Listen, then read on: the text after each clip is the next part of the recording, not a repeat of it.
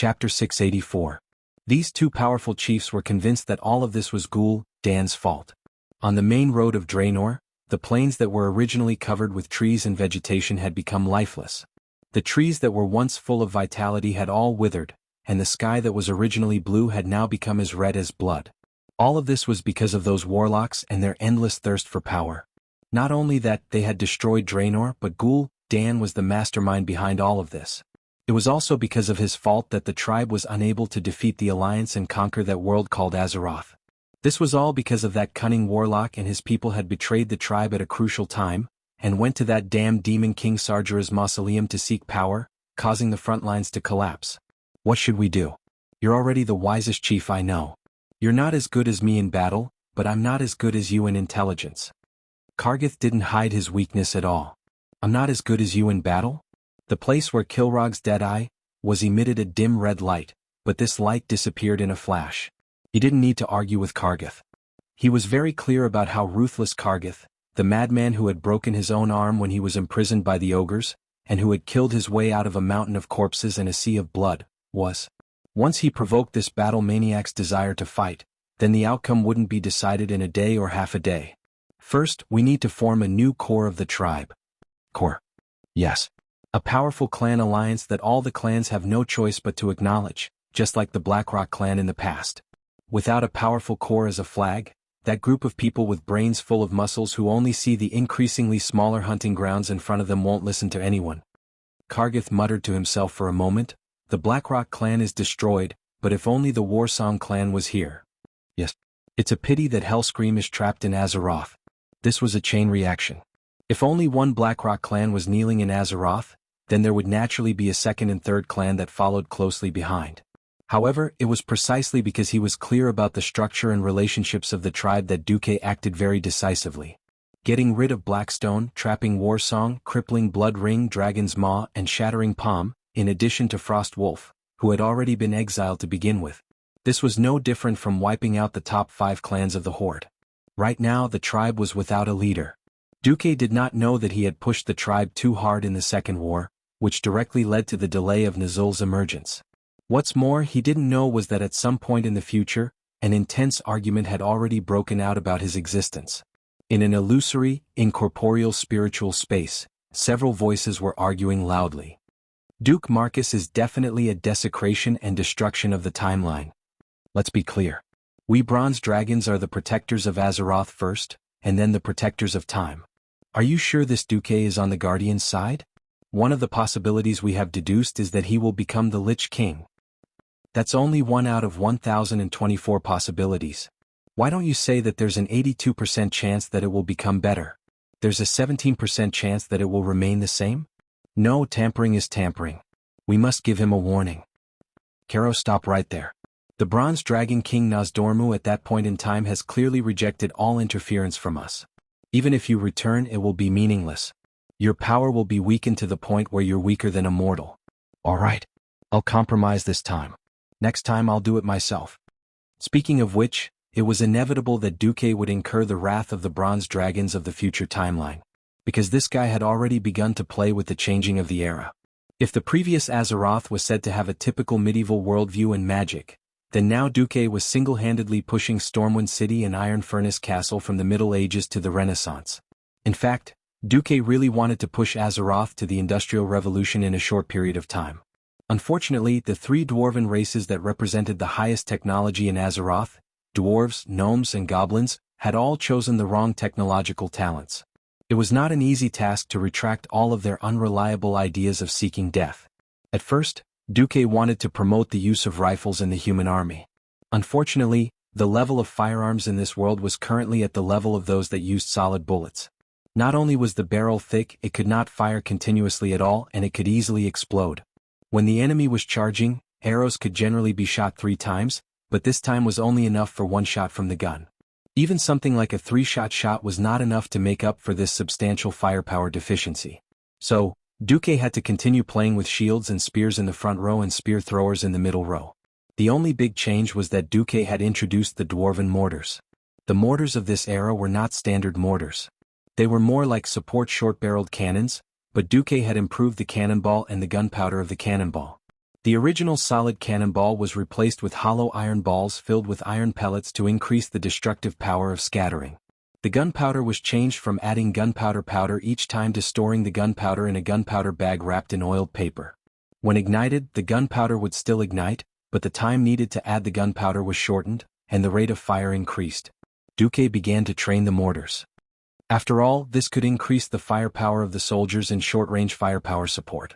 Standing at the shooting range of the Overwatch fort, watching Duque's mortar team fire shells at a rate of 2 per minute. Each shell could accurately blast more than 10 armored scarecrows into pieces. The high-ranking officials of the Alliance were speechless. It feels like we spend 10 years to train a knight and he's gone in a minute on the battlefield. It's not as good as training a group of mortars for 3 months. Anduin had his hands on his waist helplessly. Duque shrugged. It's not like you haven't experienced the Battle of Blackrock Mountain. If it weren't for the dwarven steam tanks, would we still be standing here talking so leisurely?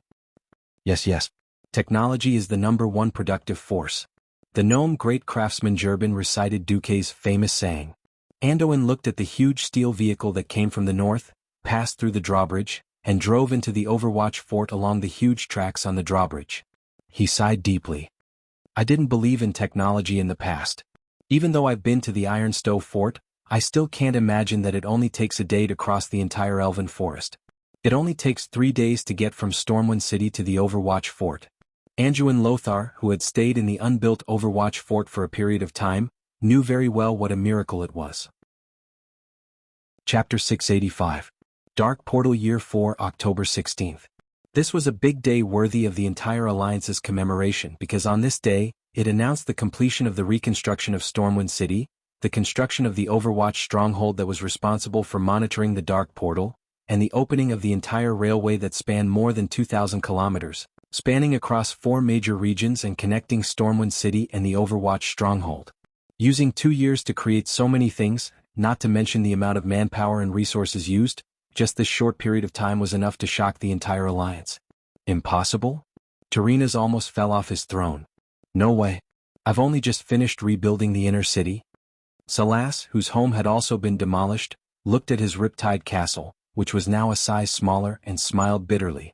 What was even funnier was that after Gilnis broke away from the Alliance, King Xeon Greymane acted as if he was possessed. He was worried that the alliance of almost 10 kingdoms would interfere with Gilnis' internal affairs. Since last year they had given up on the southern part of Silverpine Forest and started building the Greymane Wall along the terrain. Xeon's method was similar to Thoradin the Great's construction of the Thoradin Wall to ensure the safety of the earthy highlands. However, it was infuriating to compare oneself to another.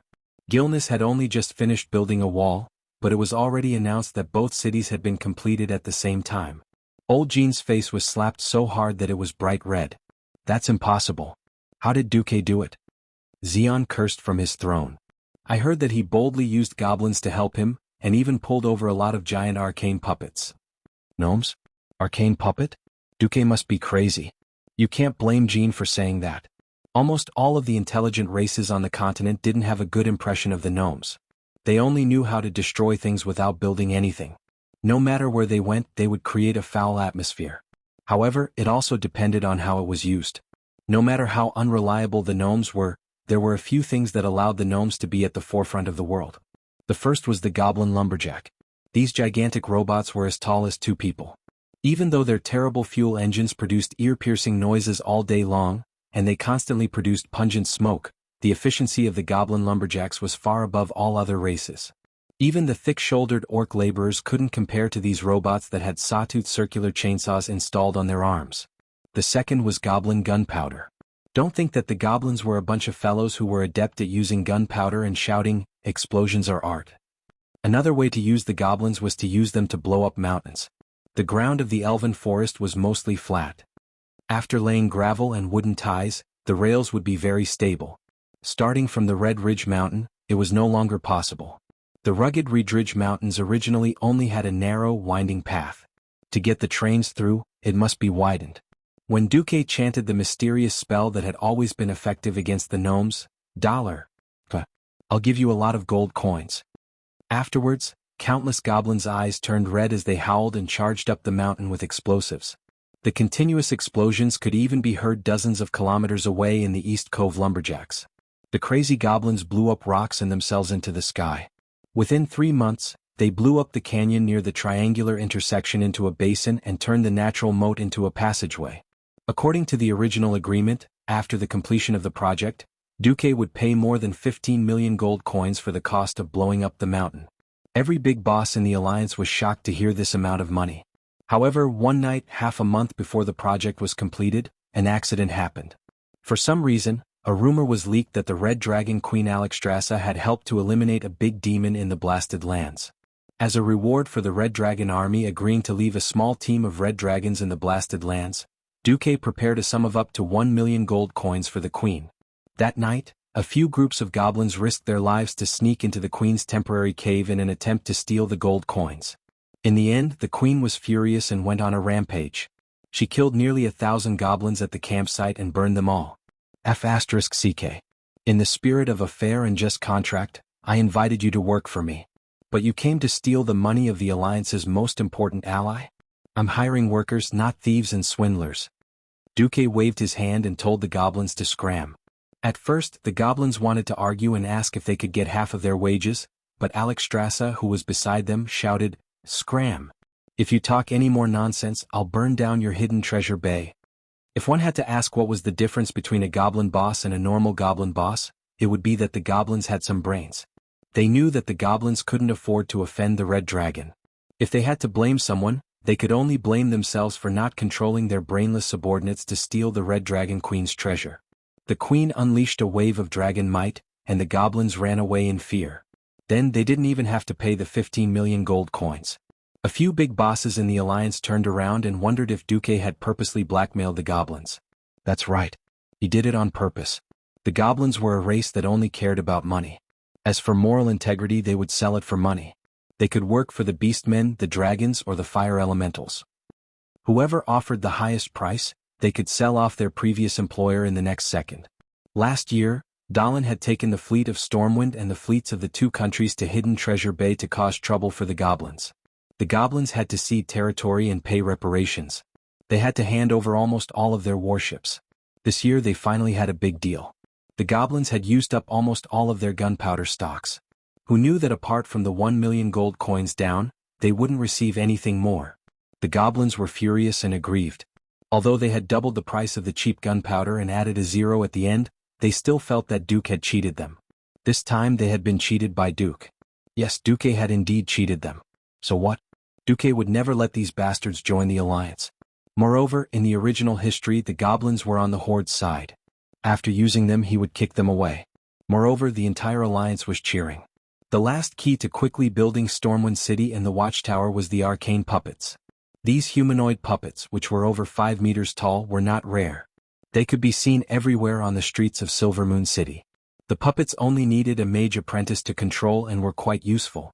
They worked without complaint and could easily lift 10-ton boulders.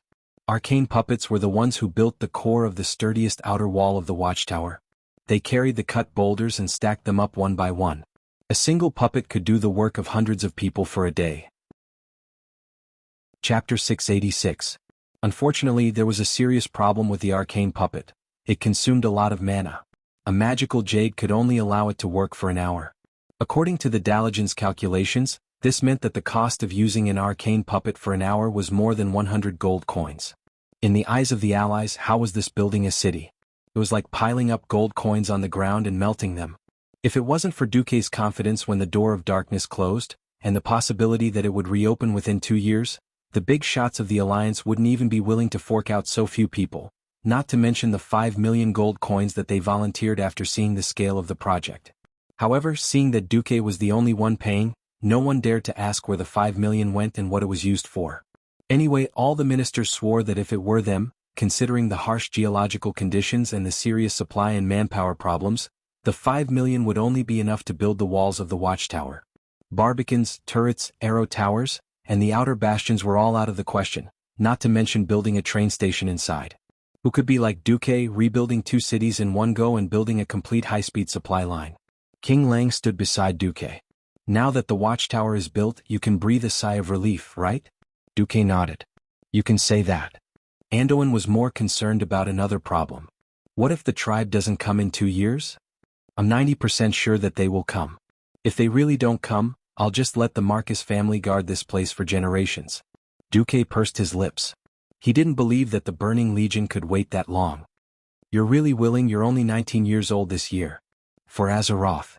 As Duque spoke calmly, the moral integrity he inherited from Alonso's fail began to echo with Duque's will, causing his body to emit a faint holy golden light. That was the will of a saint and also the will of a hero. It was as if the young Duque's soul had sublimated because of this sentence. For a moment, everyone around was filled with respect for Duque's words. Yes, for Azeroth. Lang and Anduin stretched out their right hands in unison with their palms facing down and the back of their hands facing the sky. They stacked their hands together and looked at the crowd at the same time. For Azeroth. The bronze-bearded dwarf King Magni was relatively short, and he directly grabbed the hands of the great dwarf craftsman Jurban and his kinsman Kudrin. For Azeroth. Daelin and Salas smiled and put their hands on it. We are all doing this for Azeroth. Antonidas and Tyrrhenus placed their oldest palms on the highest point. The war was over, but a new war was bound to come. Perhaps every country had their own interests and concerns, but in the face of a huge threat that could destroy all of them, they had no choice but to ignore their differences and stand closely together. Duque also put his hand on it. Yes, let's work hard together. At this moment in the Moon Shadow Valley of Draenor, two figures that were short and slender compared to the orcs walked into the village of the Shadow Moon clan as if there was no one else around. Nizul? A strange shout with a certain evil aura echoed in the village. Tyron Gorefiend and Jazz Soul Shredder, who was also a first-generation Death Knight, walked on the central road of the village. Their iron leg guards, which were rarely used by orcs, kicked up a thick layer of dust under their feet. The curious orc villagers poked their heads out of the simple doors and windows of their houses to see what was going on. When they met the strange red eyes of the intruders, everyone felt a chill that seeped into their souls, and everyone was scared back. Nizul. Tyrone once again roared in a cold and discontented tone, I want to talk to you. Don't make me force you out. His shout finally had a reaction here.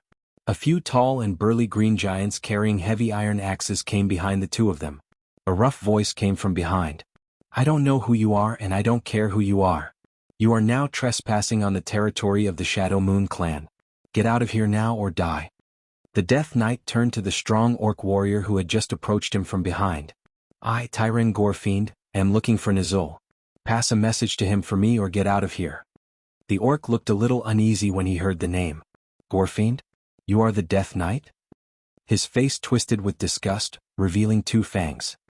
He looked at the Gorefiend and his companions, summoned up his courage and said, Don't provoke the Shadow Moon clan, or we will let you Death Knights die again. Jazz laughed. Then we really want to see how you will let us die again. Tyron nodded slightly. Suddenly, several figures walked out from the shadows of the huts in the village and came to the side of the two Death Knights. Although they were wearing hoods, their eyes, which shone with a strange light, were still clearly visible. Tyrone smiled while the Beastman gulped. Last chance. Hurry up and find Nizul, or your pride will let you die a miserable death. The orcs always had a kind of persistence towards their own land that was unexpected to others. Nizul won't see anyone. Although he had begun to sweat, it was clear that he was clenching the axe in his hand. Oh. Tyron sighed softly. His lungs that had long since decayed inhaled a mouthful of air and exhaled, issuing a strange whistling sound. You can die now. Without waiting for the orc to reply, Tyron stretched out his right hand, which was protected by plate armor, and chanted a spell in a low voice. The sudden pain made the orc forget to breathe and he bent over in pain. Tyron clenched his fist. At the same time, dark red blood suddenly gushed out of the orc's nose, eyes and mouth. Without staying for a second, Tyron turned and headed deeper into the village. He no longer had any interest in torturing this annoying orc. Along the way it seemed that he had killed too many of these brainless guys. Evil dark magic. A Shadow Moon warrior shouted, grabbing the battle axe beside him. Kill them. Otherwise no one will be spared. His roar was echoed by several orcs around him, and they all raised their weapons and rushed over. Tyron Gorefiend turned around like lightning, his glowing eyes narrowing. Since you want to die, I'll just kill you all and find Nizul myself. Chapter 687. This time, he spread his hands forward at the same time, and the surging power of darkness condensed at his fingertips.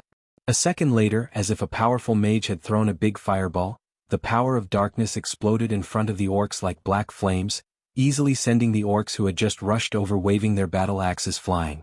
They lay on the ground howling in pain. Stop. Enough orc blood has been shed. An old orc's voice came through the air, echoing in the ears of all the orcs and death knights. The majestic voice itself had a mysterious power that made people unconsciously obey it. Tai Long put his arms down, and the death knights retreated in unison, forming a line behind Tai Long. Every pair of scarlet eyes stared at the leader of the Shadow Moon clan who appeared in front of them. Nazul, you've finally come, Tai Long Gorfine said lazily, standing in a pool of blood. In the next moment he felt the old orc warlock's anger. The Shadow Moon clan has too many settlements, and it's too troublesome to find them one by one. I had to do this in order to get your attention. He turned to Nazul and was surprised to find that Nazul's face seemed to be smeared with a layer of white powder. It was deathly white and his whole face looked like a skull. He looked at Nazul and Nazul looked back at him. When their eyes met, Nazul's eyes widened in surprise. I dreamed of you, he muttered. In the dream I foresaw death. And now you've come. Nazul's thin and slender fingertips touched the hand-painted skull on his face, and a few white pieces peeled off. His voice seemed to have a sense of helplessness as if he had to bow to fate. For 2 years I've had the same dream. In the end you still came to take my soul. Soul? I'm not interested in your soul, and of course, I'm not a saint who came to redeem you. You're right. I did come for you, but not for the reason you think. I came to ask you to stand up and lead the entire clan. Nazul looked very confused. Me? Why me? In order to bring the tribe one step closer to the abyss of destruction? Haven't I committed enough sins? Nazul's eyes were filled with unease and fear. I'm not a good tribe leader. Once upon a time, I believed in a false illusion, causing the entire tribe to fall into the flames of war, causing our world to be almost destroyed. I don't deserve to be the leader of the tribe. Please find someone else. Tai Long frowned. He had never thought that the ambitious Gul'dan's spiritual teacher would be so weak. If it was anyone else he would have killed them. He tried to persuade Nazul again. The tribe needs you. The tribe has been destroyed. Nazul interrupted him. Half of the orcs are trapped in that evil world. Most of them have left us forever. You want me to use my own strength to cross the void and become the leader of a group of dead people? Even if I can, what can I do? The light in Nazul's eyes seemed to have returned to 2 years ago, back to the horrible scene described by the defeated orcs. 200,000 orcs died in the battle, and that was not a power the orcs could resist at all. Nazul's body trembled like a sieve. The alliance is too strong. They have artillery and they have dragons. Our tribe will never win this war. The orcs' fate is already sealed. They will either be destroyed by the alliance in that world, or wait for death in this world that is gradually being destroyed. Yes, we can only choose how we die now. Tyran was almost driven mad by Nazul. He never thought that the once respected tribal chief would become so afraid of death. Saying that Nazul was weak, was already praising him. This guy was a complete coward. What was even more unfortunate was that Nazul was an absolutely necessary part of Tai Long's plan. Tai Long could no longer bear it. He grabbed Nazul's arms and shook them angrily. It's been 2 years. Ever since the collapse of the Dark Portal, you've been hiding like a turtle for 2 years. In this world, the clans have done nothing but kill each other for the smaller and smaller hunting grounds. Are you really willing to wait for death and despair like them? So what? Nazul roared in despair. Nazul was finally a little angry, but Tai Long was happy. He had found a breakthrough. Yes, the current Nazul was definitely a person who had abandoned his own people, lost his sense of honor, and had no sense of responsibility. But Tai Long found that he was afraid of death. If there was a weakness, it could be used. Wasn't that right? Tai Long's calmness infected Nazul. Although the Dark Portal was destroyed, I have absolute confidence that I can rebuild it. I will leave a spatial crack in Azeroth until the entire tribe can pass through it. Then I heard from Gul'dan that there are some artifacts. If we can get some of them, we don't need to defeat the Alliance because our goal is not to conquer the whole of Azeroth. Nazul stopped struggling. His face was full of confusion. If we don't conquer Azeroth, then why did we repair it? As long as we get those artifacts, then we can change the spatial coordinates of the Dark Portal and use it to leave Azeroth and Draenor. We can live in other worlds. Well, other better worlds. Tai Long's voice became full of temptation, like an uncle who was using a lollipop to lure a child. Nazul listened with rapt attention, and a glimmer of hope appeared on his pale face. Yes, Nazul was a guy who was afraid of death. He knew very well that entering his hut again and continuing to live in seclusion was waiting for death. Rather than that, it was better to choose to accept a new fate. Nazul finally asked, "Do you already have a comprehensive plan? I mean a comprehensive and foolproof plan." Of course. Tai Long Gorfin tried to make himself appear full of confidence. Although this was a bit difficult for a dead person who had already lost his blood, he still tried to make the soul fire in his eyes burn brighter. This time Tai Long did not press Nazul. Instead he waited patiently for him. "Tell me your plan." Nazul turned and walked into his hut. But this time Tai Long Gorfiend walked in with him. Other Death Knights replaced Nazul's orc guards at the door. Chapter 688. The Dark Portal, 11th of November, Hand-Chopping Day. No, it was Singles Day on Earth. It was not a holiday in Azeroth, but late at night the atmosphere in the Overwatch stronghold was tense. It was not just the Overwatch stronghold. Almost every sentry tower near the Dark Portal was on high alert. All the soldiers would take shifts every 2 hours. "Hey, Corporal, wake up. It's level 1 combat readiness. Do you hear me?" Below the sentry tower, an Alliance officer on horseback woke up the soldiers who were dozing off. Corporal Randall laughed. "Lieutenant William, don't be so nervous. Look at the cursed land in front of us. We have been guarding it for almost 2 years, and there is nothing here that we need to seal off. Besides, isn't Pang Lei looking at it? Isn't that right, brother?" Another soldier who was on the lookout next to him responded with a "hmm." Although Second Lieutenant Williams' expression was not good, he could only agree. In the past 2 years, from the initial fear to the calm, nothing had happened here. There were no orcs, no demons, not even animals. Apart from the occasional gust of wind that would blow a relatively round rock to roll on the Crimson Land, there was not even a ghost here. But he still looked a little uncomfortable. "Randall, perhaps you are right," he admitted, wiping his face with his gloved hand. "But please be clear, even when we first arrived, Sir Marcus, the deputy commander, only gave us a level 3 combat readiness that was close to a vacation. But now it's level 1. 2 people in a team on alert at the same time, understand? From the second half of this year onwards, we can enjoy fresh seafood. What is it for? Isn't it because seafood can improve one's night vision? Otherwise, the great Lord above would not be so kind as to let me eat such fresh seafood. Alright, for the sake of the freshness of the seafood. I can't imagine that the seafood that was transported from more than 1,000 kilometers away is still alive." Randall stood up and carefully used a telescope to look at the dark portal in the distance. Thanks to the development of the military industry, the telescope that was once only available to generals was now equipped with 2 in each of the 12 watchtowers surrounding the dark portal. 2 soldiers looked ahead of them. Under the light of a brazier set in a particular place, they could still clearly make out a glimmer of light in the air behind a pile of rubble. It was very narrow, about the width of a person and the height of 2 people. They had been told that the crack was a remnant of the dark portal, and that their duty was to guard it. Second Lieutenant William left with a few patrolling soldiers. Corporal Horrell spoke up. "I have to say this job is pretty easy. You get 3 times the pay of a soldier of the same rank, and all you have to do is keep an eye on an opening that won't move. If anything happened, they could just blow the alarm and escape. And we can change shifts in an hour." William was about to say something else when he stopped. His eyes that were pressed against the binoculars suddenly widened and he whispered, "Look over there." With the light from the braziers that had been set up beforehand, they could clearly see something coming out of the distorted door of light.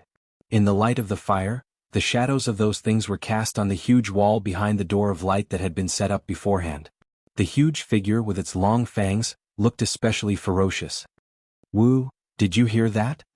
Horrell reminded his partner. At the same time, the green-skinned giants revealed their true faces in their field of vision. "Damn it. That's Taraja's signal. We're not seeing things. It's really the Horde. Those evil green-skinned creatures are coming." William lunged at the horn hanging on the wooden sentry tower behind him. "Woo," a bugle sounded. 2, 3, 12. Immediately after, a huge fire beacon was lit on the sentry tower a little further away, and a siren was sounded. "Woo." Every Alliance soldier on the sentry tower, after fulfilling their duty, immediately jumped off the sentry tower as fast as they could, untied the reins of their escaping horses and whipped them to escape. On the walls of Overwatch Stronghold, Tyraean, Lothar's adjutant, was patrolling. Suddenly he stopped and shushed the other soldiers beside him. The group of people held their breaths and stood there for 2 seconds, trying to figure out what was going on. Then Tyraean heard it. The siren in the wind sounded like the low groan of a giant beast that had just woken up. Then it immediately turned into a warning roar. "I want the magic mirror image of the dark portal." Terrain called out to the mage who was on duty. The middle-aged mage hurriedly chanted an incantation. When the mage's eye that had been arranged beforehand sent over the image, Terrain looked at the spatial crack in the image and took a deep breath. The cold wind that seeped into his lungs almost made him lose the ability to speak. The crack was expanding. "Sound the alarm. Level 1 alert, the enemy has appeared." He waved his arms in excitement, calling out to the guard on the clock tower. But the young guard was obviously a new recruit, and he actually froze in place out of fear. "For the sake of the holy light. Don't King daydream at this time?" Terrain could not hold it in any longer. He immediately pulled out the hammer at his waist and threw a hammer of wrath at the huge alarm. Hammer of Wrath did not have any special effect on creatures or inanimate objects that were in perfect condition. But as one of the few long-range attacks of a paladin, it was more or less the same as being hit by a hammer. Dang, the loud noise finally woke the guard up. He suddenly mustered all his courage and shook the hemp rope that connected the large bell like a madman. Dang, dang, dang. The bell of war rang. At the side of the command room of the watch fort, Anduin, who was in a light sleep, suddenly opened his eyes. His two attendants jumped up at once, and hastily tied the armor that they had prepared for their commander. When Anduin Lothar came to the command room fully armed, he found that his adjutant Terrain, Daneth Trollbane, Muradin Bronzebeard, Haas, and the mage representative Krasis and a large group of people were all there. "Report the situation." Terrain looked towards the west with eyes full of admiration. That was the direction of Karazhan. Deputy Commander Marcus' prediction is completely correct. The Horde is here. The latest news from the bandits of MI7 is that there are confirmed Death Knights and more than 2,000 Horde warriors. The preliminary judgment is, listening to Terrain's report, everyone thought that the completion of the Overwatch stronghold was really timely. Chapter 689. In the cold night, the Horde warriors who had rushed out of the dark portal heard William's horn and tried to kill the Alliance guards on sentry duty. But it was too late. Yes, they had the numbers. Unfortunately, when they rushed to the tower, they stepped on something strange. It felt like a hard iron plate. The next moment, the iron plate under their feet suddenly exploded. The exploding pig iron easily tore their bodies apart. The orcs who rushed at the front immediately fell into a pool of blood. It was late at night, and darkness covered the entire cursed land. The orc warriors could not see their enemies. Just as they were still walking around the dark portal, looking for the human sentries who had escaped, a few muffled sounds came from the darkness. Then a dazzling light shot into the air and slowly floated down, exposing all the orcs near the dark portal to the light. The human thieves in the darkness could clearly see the orc warriors and death knights coming out of the newly expanded crack. But the thieves did not take any further action, allowing the orc tribe to control the dark portal on the side of Azeroth. Just 10 minutes later, Karazhan received a message. The one who received the magic message was Jaina, who was on duty for the second half of the night. Magic messages were also a part of magic. Even mages could not receive magic messages in their sleep, because dreams were Isra's domain. And whether Duque was asleep or not, he refused all magic messages at night. If they wanted to find Duque, they could only send a message through the mages on duty in Karazhan. Jaina rubbed her eyebrows with her slender hands. "Even if I'm still a girl, staying up late is still the enemy of beauty." Jaina tilted her head and looked at herself in the mirror. Well, at 15 years old she was even more beautiful. Her brilliant golden hair cascaded down her shoulders like a waterfall. Her beautiful oval face had a mysterious aura, and it seemed that as her magic increased, her breasts became more prominent. Jaina knew very well how tempting she was. "It's a pity that my horrible teacher only orders me around like an apprentice." Jaina spat harshly before standing up and walking out of the library. She quickly climbed the 3-story spiral staircase and headed for Duque's bedroom on the top floor of the Magus Tower. Before she reached the door, the voice that drifted out from the crack of the door made Jaina's cheeks burn. "I can't take it anymore. Duque's godly sword is too mighty. I can't take it anymore. Go look for Sasha."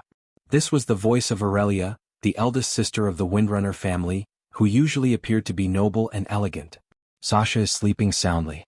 Please do not disturb her." This weak voice naturally came from his third sister, Sasha. "Little Gianna is outside. She must have something important to do." Aurelia tried to divert Duque's attention. Since she had been exposed, Jaina could only brace herself and knock on the door. Knock knock. After that, Jaina said, "Teacher Duque, there's news from the watchtower. The door of darkness has reopened." At this time, that bastard Duque's voice floated out. "Okay, got it. Tell Lothar that everything will go according to plan." After saying that, Aurelia's surprised voice rang out again. Obviously, that bastard Duque had started fighting again. Jaina was stunned. That's it? That's it? That's the third battle of the Door of Darkness. The Alliance's warriors are probably fighting on the front lines right now. You still have the nerve to mess around here? By the way, have you even considered the feelings of the rumored fiancé of the legendary Grand Duke Marcus? Do you really think I'm dead? Jaina gritted her teeth in hatred. Unfortunately, even if Duque did not say it, she knew that Duque was really determined not to marry her. It was not until Jaina was far away from the door that Duque said, "Oh, sorry, I didn't pay attention just now. Jaina, you should sleep too. From tonight onwards, you don't have to be on duty anymore. We should focus on fighting the enemy. Karazhan is also the main battlefield." This is also the main battlefield? Who is the enemy? Jaina was a smart girl. She was also quite aware of the big picture. It was precisely because of this characteristic that she was fooled by Duque. She diverted her attention from this small problem, that Duque did not want her, and chose the Windrunner sisters. She had been with Duque for almost 2 years. Although she was a magic apprentice, she grew very quickly. Not only did she advance from the earth level to the sky level as a mage, but she also became a commander. Everything that Duque had done in the past 2 years made Jaina extremely curious. No, it should be said that everything that Duque did aroused Jaina's curiosity. Whether it was the seemingly unconstrained and self-contained planned economic system that operated perfectly, or the long supply line that seemed to exist to prove Duque's foresight time and time again, it all proved that everything that Duque did had a clear goal, and the things that he worried about would definitely come true. For example, when Jaina personally asked the strongest mage in the Alliance, Antonidas, about the reopening of the Dark Portal, he only gave a vague idea that it might open again in 5 years.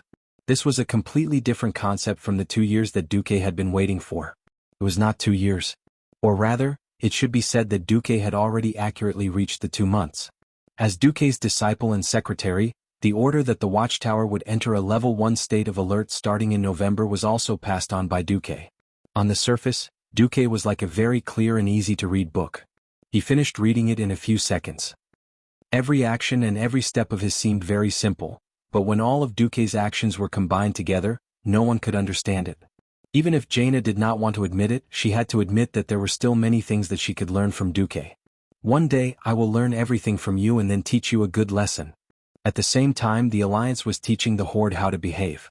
The original Alliance was not good at fighting at night. At night, all formations and commands would be severely discounted, and the influence of the orcs at night was not as great as that of the humans. And the Death Knights, who did not need to use their eyes to see people, and could only rely on their souls to judge the other party, were even less affected. But now, it was indeed the Alliance who was teaching the Horde orcs how to behave. This was not the first time that Noxus had wanted to ask, "Can we hit the Dark Portal like a blind man?" However, Muradin told Noxus in a very professional manner, Duque has set the shooting parameters for all the cannons in the fortress. The shooting parameters are the shooting parameters that the cannons must hit the enemy." Seeing that Anduin Lothar was still confused, Muradin scratched his head. "Anyway, even if it's night, as long as the cannons are aimed at this preset angle, they will definitely hit. Don't worry about it, you'll know once you fire." In the next moment, the 36 Longsong cannons roared in unison. Chapter 690. Whoosh! An ear-piercing whistling sound came from afar, as if the Grim Reaper was swooping down from the sky. The orc warriors who came to Azeroth for the first time did not know what was going on. The moonlight was not bright that night, so they could only look around foolishly. However, Kilrog Deadeye, the chieftain of the Blood Ring clan who had experienced the battle at Blackrock Tower in the Scorching Canyon, had a drastic change in expression. His wrinkled face scrunched up in horror. He shouted at the top of his lungs, "Fire! Spread out! Get down!" Then he hid behind the dark portal. What the hell was firing? The rookie orc warriors did not understand, but the veteran orc beside him did.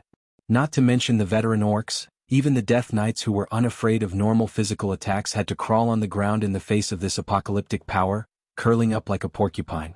Only the foolish new recruits remained where they were, not knowing what to do. Some of them spread their legs as if they wanted to run out of this dangerous area. There were even some who raised their wooden shields in an attempt to block the projectiles that were, in theory, javelins and axes. Everything was in vain. They knew that the orcs would come out from the dark portal again. For 2 years, the promised battle in the field had been turned into a turret defense game. Did they really think that the crazy Duque would not do anything? No. Good. After calculating the distance between the dark portal and the historical watchtower, Duque first discovered a serious problem.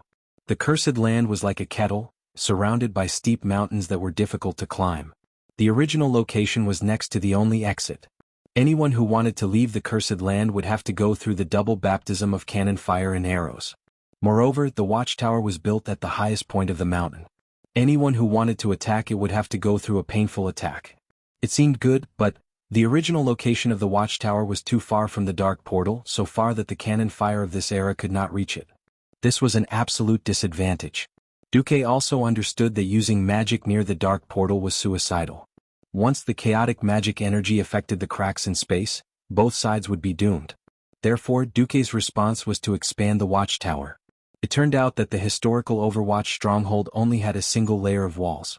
Moreover, when Nizul led the orcs through the dark portal for the second time, the Overwatch stronghold was only the lowest level of stone castles. It was not the complete structure that was 30 years later. Duque had used the arcane puppet to speed up and change everything. The watch fortress in this world was at least 10 times larger than before. Furthermore, it had 3 concentric circles with 3 layers of walls. The innermost circle was naturally the original location of the Overwatch fortress. It stood on top of a mountain and overlooked the entire cursed land. The center circle was divided into 2 parts. Near the Swamp of Sorrows, there was a huge train yard and a series of temporary unloading yards. Close to the dark portal was a barbican-like defensive area, with a large number of inhumane defensive devices installed, such as small mage towers that specialized in enhancing a mage's magic power. The outermost ring was the layered bombardment field that occupied more than a quarter of the cursed land. There were a total of 7 levels, and between each level was a stone wall that was over 5 meters tall. Equipped with standard arrow towers, firing holes, and a large number of mortars, it was enough to equip 5,000 soldiers. The distance between each level was about 300 meters. The 36 Longsong cannons were actually railway cannons, installed on the train skin on the tracks. Behind each Longsong cannon was a locomotive. Once the front line fell, the cannon would be pulled back along the tracks by the train. Of course, apart from the locomotive, there was also a capstan for pulling and a handrail for pushing the cart. If necessary, the dwarf cannoneers and soldiers could push the cannons back with manpower.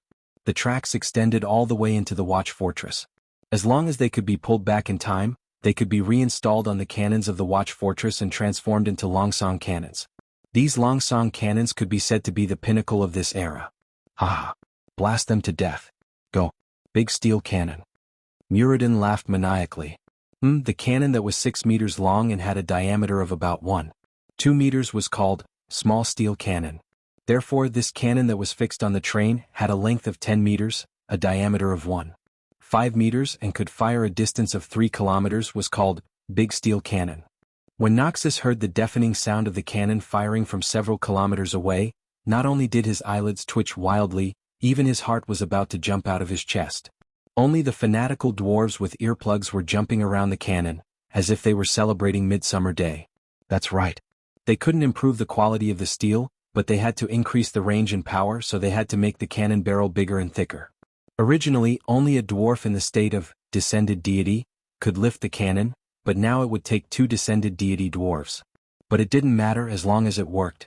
The only problem was that due to time constraints, not all 36 Longsong cannons were big steel cannons. 30 of them were the small steel cannons that had been used in the Battle of Black Rock Mountain. However, when the 36 cannons fired at the same time, everyone only had one feeling: God. Bang. Crack. Crack. Although many of the Longsong cannons were installed with recoil mechanisms, due to installation errors and other reasons, the rails under the cannons were destroyed in an instant. A large group of bronze-bearded dwarves had no choice but to transform, forcibly lifting the Longsong cannons out and placing them on the relatively intact rails at the back. But thinking about it, just the recoil alone was so terrifying. How shocking would the power of the blast be? That's right. This was the judgment of the Alliance. This was the roar of the Grim Reaper. This was the arrival of the apocalypse. More than 80% of the 5,000 tribal elites that came out of the Door of Darkness flew into the sky immediately. Of course, the orcs and death knights couldn't fly. In the form of corpses, they were blasted hundreds of meters into the air, exploding into thousands of flesh and bone parts, and then scattered irregularly over an area of several square kilometers. Not being blasted into the sky didn't mean that they were spared death. Many orcs that were slightly further away from the Door of Darkness were hit by the indescribably huge impact, and their internal organs were shattered, blood spurting out of their mouths and noses as they died. Only those who were truly far enough away or like Kilrog, hid behind the Door of Darkness. Those who were lucky enough to escape death didn't have it easy either. Many people felt that the world was silent, and no matter how much they screamed, they couldn't hear any echo, because they were deaf. Looking at the orc vanguard that was completely annihilated by a round of cannon fire, Nazul, who had sacrificed the Void Demon in exchange for an extremely strong defense, was so scared that he peed his pants. No, it shouldn't be like this. It can't be like this. How could we possibly win against such a terrifying alliance? No. I want to go back. I don't want to do this anymore. I want to go back. Anduin Lothar, who saw all this through the binoculars and the mage's eye, made a rare witty remark. What did Duque say? 10,000 taels of gold when the cannons are fired? Although I don't know what 10,000 taels of gold is, remember to send the bill to His Majesty Tyrrhena's. Chapter 691. After Anduin finished sending the bill, the commanders around him smiled bitterly. What kind of business is this? Why does it sound like the heroes who guard the borders for the Alliance have become profiteers? Yet no one had any objections. Because the Rotterdam Kingdom had not been kind in the past 2 years. At the end of the day, it was all because of Alterac. Since they had fallen out with each other, the Rotterdam Kingdom bought and annexed Alterac's land in both official and unofficial forms. The Barra family's land was confiscated by the Alliance. However, the rich Rotterdam Kingdom chose to compensate the surrounding countries with money when it came to distributing the confiscated land. They kept the land prices low while exerting all kinds of political pressure. As a result, the entire Alterac Mountains were now under the Rotterdam Kingdom. Only Stanbrad, Icewind Ridge, and Hillsbrad Hills belonged to the nobles of the Rotterdam Kingdom for the time being. To everyone's surprise, Duque did not bother with the Rotterdam Kingdom on the Alterac Mountains at all. It was as if he had acquiesced to the Rotterdam Kingdom's misdeeds. No one thought that retribution would come so soon. Anduin took out a letter that Duque had written a long time ago and read it. The Alliance's highest command has informed the Rotterdam Kingdom that the Horde army broke through the Door of Darkness at 4 in the morning and is attacking the watchtower where the Southern Army is stationed. The Horde's attack is fierce, and we have retaliated with heavy cannons. We have wiped out more than 5,000 Horde soldiers in half an hour. To prevent the Horde's million-strong army from breaking through the watchtower and sailing north from the Swamp of Sorrows to the sea-watching cliff of the hinterlands, we are requesting your country to fulfill its responsibility as the leader of the Alliance and allocate 5 million gold coins. The commanders covered their mouths and laughed after hearing it. Damn it, is this a notice? This is clearly a blackmail letter. Clearly telling the Rotterdam Kingdom that the war has started, and this place is too far away from you. You don't have to send troops, but you have to give me double the money. Otherwise, don't blame me for not having the money to buy cannons. Geographically speaking, the Alliance was not weak at all. Because even if the Overwatch stronghold fell, there was still the newly established Riedridge Mountain stronghold at the front line of the Riedridge Mountain. Ryan personally led 70% of the Stormwind Kingdom's military forces, in addition to Reginald Windsor's Duke private army, which totaled to 120,000 soldiers. Someone asked if the Horde would attack Upwind Trail? The entire Headwind Trail was within the attack range of the Karazhan Mage Tower. In terms of magical defense, Karazhan and the Well of the Sun had the same level of defense at this time. They were even stronger than the Dalajan and Silvery Moon City. Hence, the biggest possibility of the fall of the Watchtower was what Anduin had said just now. The tribe would cross the sea and attack the hinterlands. If that was the case, who would be the one kneeling? It was either Rotterdam or Kuel Salis. In fact, when Tyrrhena's was woken up in the middle of the night, he was very upset. But when he saw the orc limbs flying in the air in the magic mirror, he was silent for a long time. That's right. The Horde was back. Looking at the map that Anduin had attached, and judging from the tribe's battle flags, Tyrrhena's could feel his stomach hurting. There were nearly 10 first-class tribes and clans written on it. Knowing that it was Duque who was robbing them, Tyrrhena's could only pinch his nose and accept it. Of course, the most infuriating thing was Duque's reminder. We will definitely attack the Horde at the watchtower, but please be careful. According to the information provided by the Alliance's captives, the Alliance Command believes that the Warsong clan in the Tirisful Woodland and the Frostwolf clan in the Alterac Mountains, a first-class clan, will respond to the Horde's attack. Seeing this, Tarinas had the urge to jump into Lake Lord Emir. F***CK, the Warsong clan had not been completely wiped out after 2 years.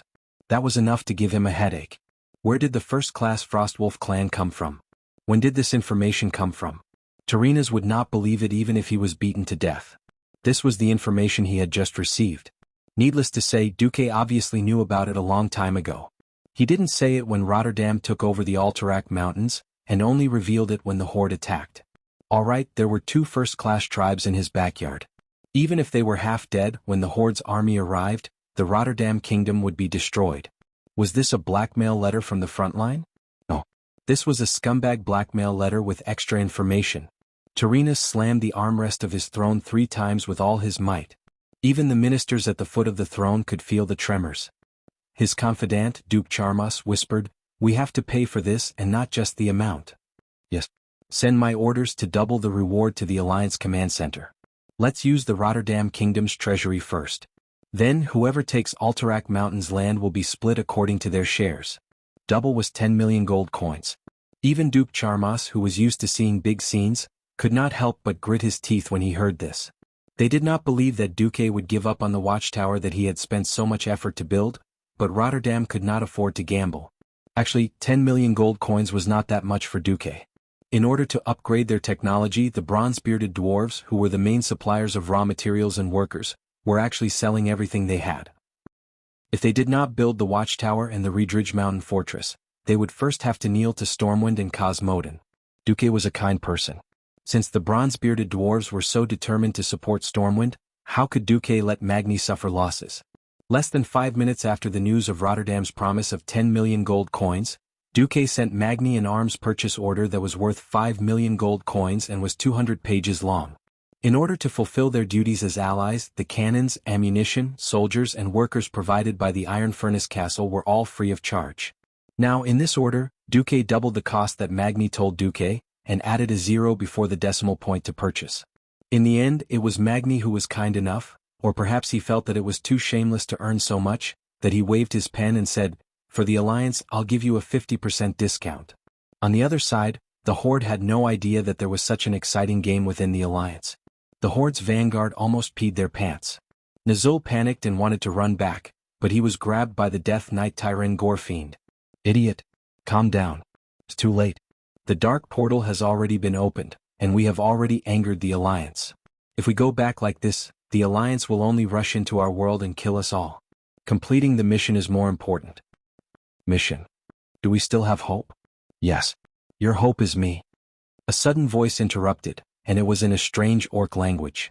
Nazul looked in the direction of the voice and saw a cold-looking human standing in the middle of the Death Knights near him. Chapter 692. The Alliance's cannons bombarded the north side of the Door of Darkness, causing the earth to shake and the mountains to shake. However, the south side was still and calm as if nothing had happened. This was because the Dark Portal itself was a strange existence that reinforced the crack in space. In a sense, the Dark Portal itself did not exist on planet Azeroth. It was a completely different dimension of matter. So even if the Alliance bombarded it with 10,000 artillery shells, it would not be able to shake the Dark Portal. Duque had also thought about ambushing the Dark Portal from 10 sides, so that every tribe that came out would die. The ideal was beautiful, but the reality was cruel. In these 2 years he could indeed arrange it like this. The problem was that the Alliance's only supply route was in the north. If the clock was based on 12 o'clock, then if the defensive line was arranged in a circular manner, once the 3 and 9 o'clock directions were forcibly cut off by the tribe, then all the Alliance defenders in the south would die. So Duque had to let go of the south side of the cursed land. Now, when Nazul and Tyren Gorfiend changed the direction of the Dark Portal's opening from north to south, the newly arrived tribal soldiers barely avoided being bombarded. Of course, the saturation attack that was like an earthquake still made the tribal warriors tremble in fear. They could have taken a breather, but the sudden appearance of a black-haired man who looked like a human noble scared Nazul's soul away. He thought of a possibility. Did this bastard Tyren sell him to the Alliance? Fortunately, in the next moment, The black-haired man's actions made him understand the man's identity. Ha! There was a light shout. Then there was a supreme and terrifying pressure. Under Nazul's gaze, the man's figure became bigger and bigger. In just the blink of an eye, his figure had covered the entire sky in Nazul's field of vision. That was an incomparably huge black dragon. The huge horns, the hard scales, the thick and unshakable stratum corneum, the powerful wings, and the incomparably sharp claws all shook the hearts of Nazul and all the other orc chieftains. What was going on? At this time, a creepy dry palm rested on Nazul's shoulder. Nazul turned his head and saw Tyron's stiff face, which seemed to be mocking him. Nazul, he is the perfect plan I was talking about. What a bombshell.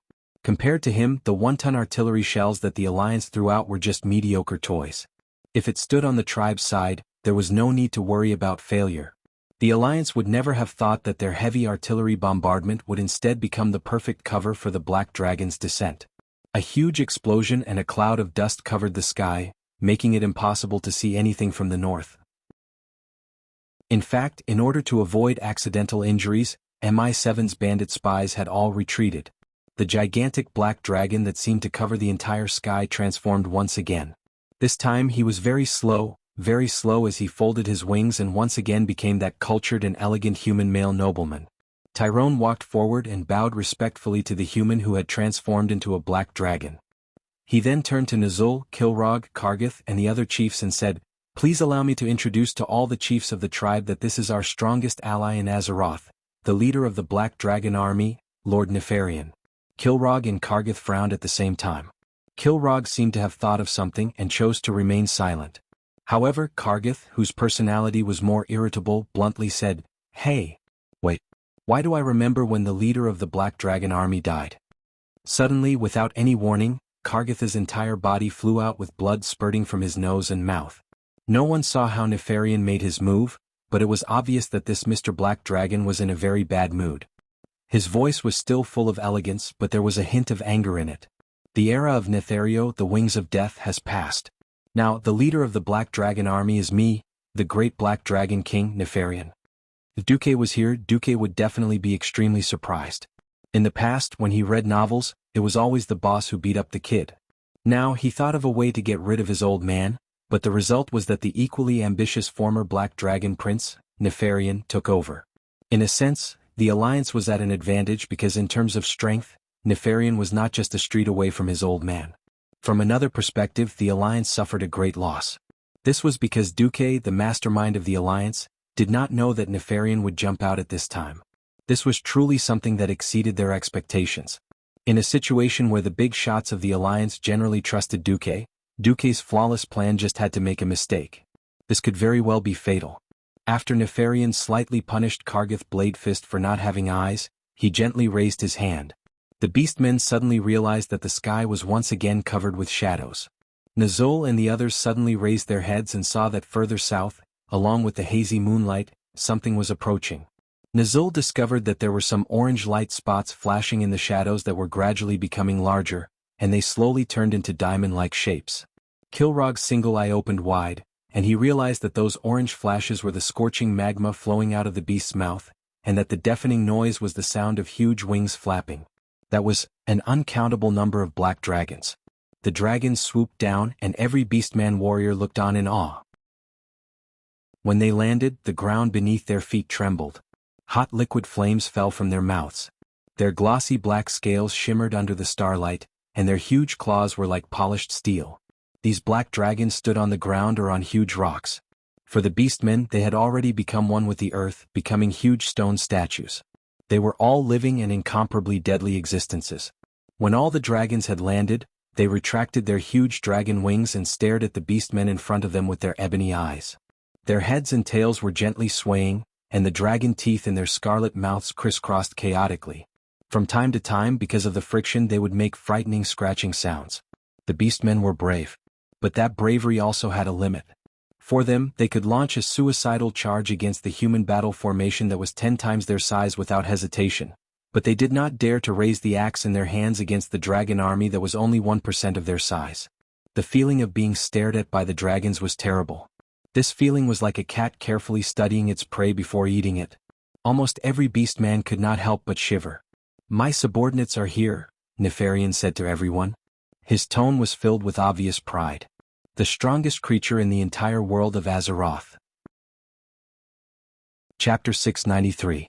Nefarian said loudly that dragons were the strongest creatures in Azeroth. One had to know that these tribes were all country bumpkins. Before they had seen the crazy elemental lords, the titans, and the even crazier ancient gods, his words could really scare the country bumpkins. Nefarian's vanity was greatly satisfied by the orc's expressions that clearly said, "You're right, we admire you." He pointed to a particularly large black dragon with two huge horns on its forehead. Sabrian. When he called out the black dragon's name, the other black dragons all lowered their heads. "He's my first lieutenant. He's in charge of all matters. He and a few other companions will carry your orcs to the island you mentioned. As for the trip to Dalajan, I'll personally bring you there." None of the orcs or death knights dared to disobey Nefarian's words. Using the demon's soul to control a dragon aspect, or even an entire dragon legion, was already in the past 2 years ago. If grass could grow on Zuluhid's grave, it would be at least a foot tall. In fact, the corpse of the former Dragon Maw chief was pushed into the middle of the scorching canyon along with the remains of the 200,000 orcs by the Alliance's logistics team. It was the lava fissure that the giant fire elemental Baron Geddon had emerged from. The orcs only quietly sensed and feared the power contained in every simple word of the giant dragon king that had taken human form. They watched curiously and attentively as Nefarian bypassed their new chief and directly gave orders to each of the chiefs. Compared to his father, the former Black Dragon Prince, the current Black Dragon King Nefarian seemed to know more about the way of commanding his subordinates. Blindly pressuring them would not be able to exchange for loyalty. Even so-called obedience would be greatly reduced.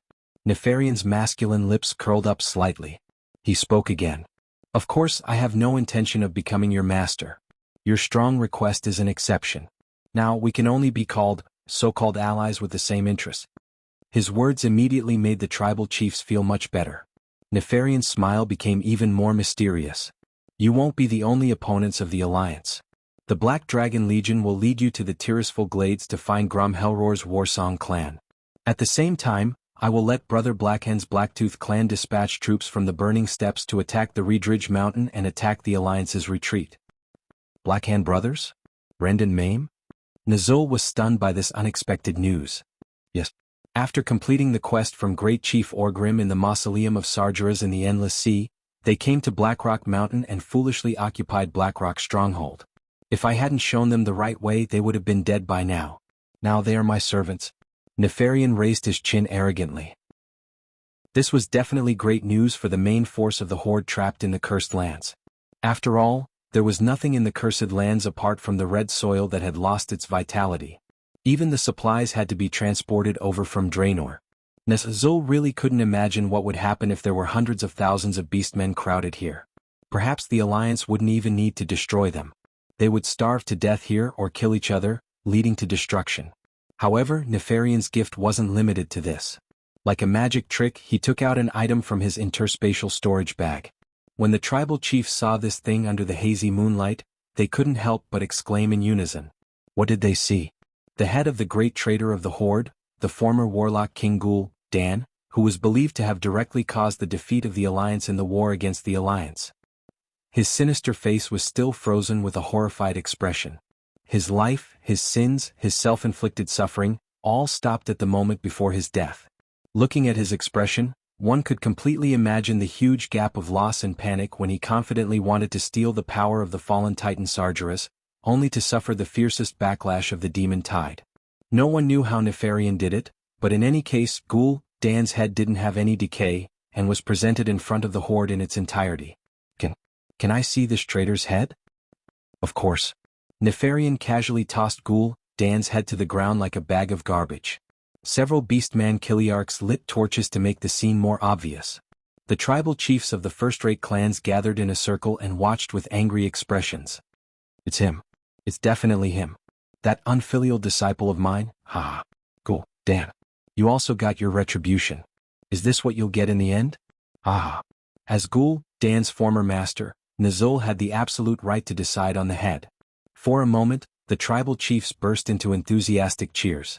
If they hadn't been beaten like dogs by the Alliance half an hour ago, they really wanted to hold a grand bonfire party to celebrate Ghoul, Dan's death. Final end. No. Obviously, this great traitor of the Horde can still atone for his crimes in his own unique way. Nefarian's bewitching voice gave Nazul a premonition that he couldn't refuse his next proposal. Nefarian pointed in the air, and Ghoul Dan's hideous head began to rapidly wither under the watchful eyes of all the tribal chiefs. The few hairs were the first to dry up and turn into ashes that dissipated into the air. Then the skin and scalp attached to the skull, as well as the shriveled brain, began to fall to the ground piece by piece. Finally, what appeared in front of everyone was a hideous white-brown beastman's skull. However, the thick evil and dark aura that wrapped around the skull told everyone how powerful the owner of the skull was when he was alive. This is... Nazul's hands were trembling. Since this is a divine weapon made from Ghoul Dan's head, you can call it Ghoul Dan's skull. The Black Dragon King Nefarian's smile became even wider. Ah. Nazul couldn't hold it in anymore and raised the Ghoul Dan's skull high up in the air as he laughed maniacally. My disciple, is this what you'll get? Even in death you will continue to fight for the Horde. Ah. Not only Nazul, but the other tribal chiefs also laughed as if they had gotten their revenge. When the orcs finished celebrating, Nefarian waved his hand. Go. Nazul, the third thing you want is in Karazhan. Use your new divine weapon to destroy that weak human brat, Duke Marcus. Of course, I will go. Nazul's old body seemed to have become younger with the support of this new powerful force. Chapter 694. The night grew darker. After confirming that the tribe had hidden to the south of the dark portal, Lothar ordered a halt to the bombardment that had lasted for half an hour. First, there were no more targets to bomb. Second, the most threatening shots were enough. Third, Muradin also said that if this continued, the first thing that would collapse would be the overheated cannons. Forcing the cannons to cool down would only make the quality of the cannons more likely to explode. In order to satisfy the power and range, the inhumane dwarves made the cannons very exaggerated. Of course, it would be even more exaggerated when the cannons exploded. This meant that it was very likely that an entire elite artillery team would be wiped out. Anduin sent out the largest team of bandits and a team of rangers led by Servanas to monitor the tribe. Pass the order, divide the soldiers into 4 groups and take turns until dawn. The flying soil and smoke gradually subsided, replaced by a veritable darkness. Standing on the city wall, Anduin gazed at the indescribable darkness that seemed to be dancing in the distance. Everything was basically the same as the plan had imagined. Anduin still had a faint sense of uneasiness. He fell into deep thought, thinking about the tribe's next move. The others were smart enough to keep silent. The only sounds that could be heard were the crackling of the flames and the occasional whispers of others. Suddenly there was a sound in the darkness. Everyone jumped up and the tension was like a taut bowstring. What's that sound? Turalian was the most sensitive. Damn it, it's a dragon. Kudrin Wildhammer was not here. The commander of the 500 Griffin Knights was a distant relative of Kudrin, Farron, and his official rank was the Brigadier General of the Alliance. Are you sure? Anduin asked nervously. I swear by Mother Earth. I've been fighting with these guys for almost a year. I'd even wake up when I hear the sound of their wings when I'm sleeping. That's right. It's a dragon. Another Griffin Knight commander, Bephalon, answered with the same certainty. Holy light above, where did the tribe get a dragon? Didn't the Red Dragon Legion return to neutrality? Turalian asked. Only Krasis' face turned green. Only dragons knew dragons the best. Although he was a red dragon who spent most of his time in the human world, his exaggerated age gave him no lack of experience in this area. He said with absolute certainty, it's not a red dragon. It's a black dragon. Krasis could tell just by listening to the sound of the dragon's wings. This was unimaginable to humans. It's like looking at a bunch of poodles. If they're all about the same size, you really can't tell the difference between them. But they knew what they were doing. Everyone was shocked when they heard this. The Black Dragon army joined the war between the Alliance and the Horde?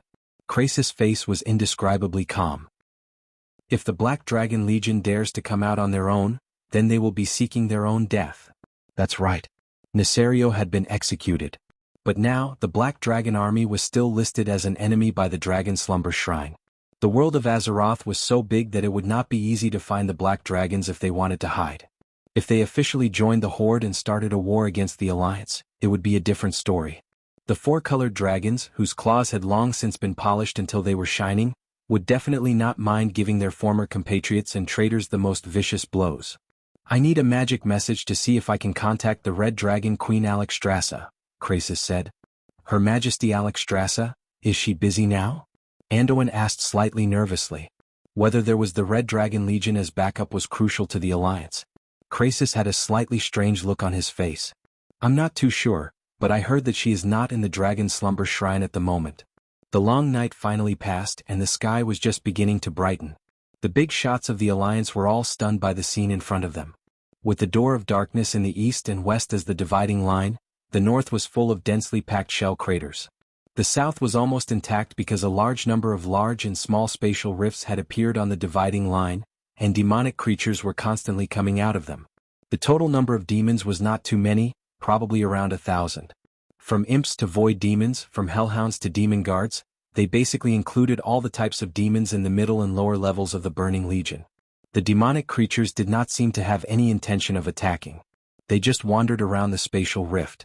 But this was enough to make the stealth of the Alliance bandits meaningless. The senses of demonic creatures and ordinary creatures were completely different things. After several elite bandits were killed by the demonic creatures, MI7 had no choice but to give up the idea of further investigating the situation of the tribe. This was just the beginning. The Alliance soon discovered that the tribe had also begun to dig up the terrifying red soil of the cursed land along the dividing line. They piled up the soil into mountains, looking like they were going to make a long wall and confront the Alliance until the end of time. What the hell are those greenskins doing? That night, a sharp wail pierced through the silent Dalajan sky. Antonidas, who was discussing the situation of the tribe and the Alliance with Kale, jumped up. It was the sound of a magic alarm. Antonidas immediately recognized the source of it. Mysterious treasure room. He had clearly been warned by Duque, and he had also strengthened the defenses of the treasure room. He did not expect that it would still be invaded. Kale, eyes widened. The expression on his face at the moment was filled with surprise and shock, just like his mood. The mysterious treasure room was located in the center of Violet Castle. It was protected by the most powerful magic that mages had ever invented. There were many divine artifacts hidden inside, as well as some items that mages could not use but could not risk letting fall into the hands of others, such as magic artifacts. In terms of defense, it was definitely not inferior to Silvermoon City's Sunstrider Royal Treasury. How is this possible? Kale, muttered in his heart. He stretched out his hand for Antonidas to grasp. Without the authority of the chairman, no one could even think about teleporting in. It should have been like this. The two of them teleported to the mysterious treasure room without a word. The world around them began to blur, and Antonidas' comfortable room with its walls lined with books disappeared, replaced by a huge stone chamber. Within the area illuminated by the firelight, a man stood amidst the countless treasures. He had shiny black hair, a strong and tall figure, and a chiseled yet elegant face. Even for Kale, the elf prince who was very picky about his appearance, this human in front of him could be considered very handsome. Chapter 695. He wore finely tailored clothes and an undamaged, gem-studded longsword hung at his side. His face was slightly twisted with contempt. The man brushed his sleeves as if he wanted to wipe something off. Both he and Antonidas saw through the appearance and saw the essence of the man. They both cried out in unison. Black Dragon? Nethario? Antonidas could not be blamed for mistaking him for someone else. He could only blame the man in front of him for being almost identical to the former Lord of Pristos. However, unlike the Lord of Pristos, the man in front of him did not conceal his dragon aura at all. No, this was not concealment. This was showing off and showing off. He was younger and more arrogant. The floor and walls of the treasure room were roughly chiseled from the solid rock strata of the earth, and the ceiling was arched. There were no windows in the room and only one door. Apart from the empty space near the exit, the rest of the room was filled with partitions, boxes, and bookcases, all of which were filled with various treasures. Amidst the dust and those items, a few people stood. Although they were in human form, Antonidas' senses detected the black aura surrounding them. But before they turned around and revealed their shining eyes under their hoods, Antonidas already knew their identities. They were the terrifying existences that once gave the Alliance the most headaches in the Horde. It was unknown whether they should be included in the biological domain, the Death Knights. Now, several Death Knights surrounded the Black Dragon who had transformed into a human man like stars surrounding the moon. This terrible situation made Antonidas, a Breaking Dawn Archmage, panic. This great existence in front of me is the new king of the Black Dragons, Nefarian. Old man, don't mistake him for someone else. Tyran Gorfiend cackled. Nefarian? Compared to his father, Nisario, Nefarian's reputation was definitely much worse. Kill, that's just frowned deeply. Only Antonidas, who had come into contact with countless confidential information, knew that Nefarian had a completely different way of doing things from his father. Rather than saying that Nefarian was a dragon, it would be better to say that he was an absolute anomaly among the dragons. There were rumors that Nefarian was collecting the corpses of different types of dragons. Compared to the capricious dragon king like Nisario who still solved problems with power, Nefarian's approach was more far-sighted and mysterious. Antonidas did not know what Nefarian's high-profile appearance in the Dalajan's top-secret treasure vault meant, but the uneasiness in his heart reached its peak when Nefarian gently lifted the item in his hand. The light reflected off its facets and illuminated the entire room. Antonidas obviously knew what kind of treasure could make the Death Knights and even the Black Dragon King ignore the other treasures. Unfortunately, even though he knew that the other party was here for that thing, Antonidas still held on to the last sliver of hope. Until this moment, the Eye of the Dalajan? Antonidas shouted with all his might. With boundless anger and the self-confidence of being on the home ground of the Dalajan, Antonidas fought with all his might. In an instant, he raised one hand and cast a mysterious charm. With the other hand he summoned the other members of the Kirin Tor. The Kirin Tor chairman never fought alone. Kale, that's put one hand on his right shoulder. Almost instantly he connected his arcane circuit with Antonidas' magic circuit for a short period of time, using his own magic to support the chairman. Another member of the Kirin Tor teleported to his side. It was an elf woman with long black hair. A long, pale hand rested on Antonidas's left shoulder, while the other hand, holding the staff, pointed at the fearsome invaders. Antonidas' hair and beard moved without any wind, like a hedgehog with its spikes erected. His hair and clothes were all stretched out by the surging magic in his body. Endless ice hell. It was too fast. It was so fast that it didn't seem like ice magic. It was more like some kind of flame that could arrive in an instant. In less than a tenth of a blink of an eye, the entire treasure room was frozen with Antonidas at the center. A Death Knight tried to use dark magic to block this attack, but the wave of extreme cold directly hit the Death Knight's torso and slammed him into the wall in the distance. His chest was shattered because of the impact, but in the next moment, the pieces of armor that burst out of his chest, along with his entire body, were completely frozen under a thick layer of ice. However, the smartest Death Knights, such as Tyran Gorfiend, chose to hide behind Nefarian. In just 1/100th of a second, even the famous Nefarian would be trapped in this underground treasure room that could gather the magic of more than 300 mage towers in the Dalajan. It didn't matter if it was the Black Dragon King or a dragon aspect. With this earth-shattering magic, Antonidas dared to fight it. At this moment, Nefarian's lips curled into a smile, causing the Breaking Dawn mage's heart to skip a beat. In front of Nefarian, a smooth blue magic shield suddenly appeared. The brilliance was so beautiful that it felt as if the sweeping ice elements had collided with a huge blue dragon's scale. Antonidas was so shocked that he almost bit his tongue off. For a moment he almost thought that he was attacking the king of magic, Malygos. Before he could react, his magic was reflected back at him. The power of endless ice hell was instantly compressed, turning into a large hand made of ice fog that was reflected back at twice the speed to attack its master. Antonidas suddenly felt as if he was grabbed by a pair of cold hands, and the endless cold began to squeeze his heart. He grabbed his chest tightly with both hands, trying to overcome the pain that was like angina. In the end, the Breaking Dawn mage was able to cast a spell. A purplish-red light danced around him, dispersing the cold in his body. He tried to take a deep breath, letting the cold out of his body. Fortunately, his lungs finally began to expand, his heart began to beat again, and the warm feeling returned to his body. His powerful spell saved his life, while the elf prince relied on his incomparably precious magic items to get through this difficult time. However, the female elf counselor was not so lucky. Her pale face was twisted and her whole body fell backwards. Her black hair wrapped around her like a shroud. Anyone could see that the extreme cold had taken her life. Sahira. No. Ignoring the old mage's scream and the elf prince's angry gaze, Nefarian threw the Dalajan eye to Tyran Gorfiend as if it was a copper coin. Let's go. Chapter 696. Antonidas looked on in despair. Was this the power of an ancient dragon that stood at the top of the world? The Breaking Dawn mage's full strength? No, even the combined attack of 2 Kirin Tor senators at the peak of the Radiant Moon level was not enough to defeat Nefarian. The old mage suddenly realized Kale, that's anger. The prince watched his good friend and colleague die, his handsome face twisted with anger. However, when he raised his chin, he did not have the courage to look Nefarian in the eye. Blasphemer. Leave the Dalajanite behind. The prince tried to attack Tyren directly, but a Death Knight who quickly moved in front of Tyren blocked his magic. As if to vent his anger at the death of his good friend, the elven prince raised and separated his hands that were filled with magic power. Almost at the same time, the Death Knight began to scream in pain. His limbs were torn off one by one, separated from his torso. The shocking scene made Antonidas regain his senses. The Breaking Dawn mage finally saw it. If he had not attacked Nefarian directly, the Black Dragon King would not have bothered to intervene in the battle of mortals like them.